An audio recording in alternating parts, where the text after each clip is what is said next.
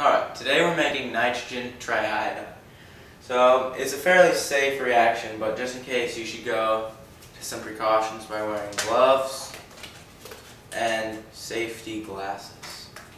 Now what we're going to do is mix this ammonia with iodine crystals to form the compound nitrogen triiodide.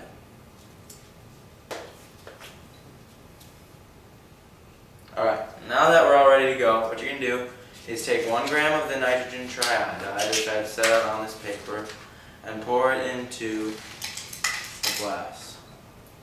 Then you're going to take the ammonia and cover the crystals completely.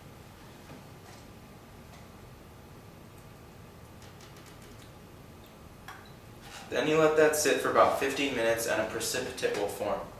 You pour out the contents onto a piece of filter paper and you let the contents dry.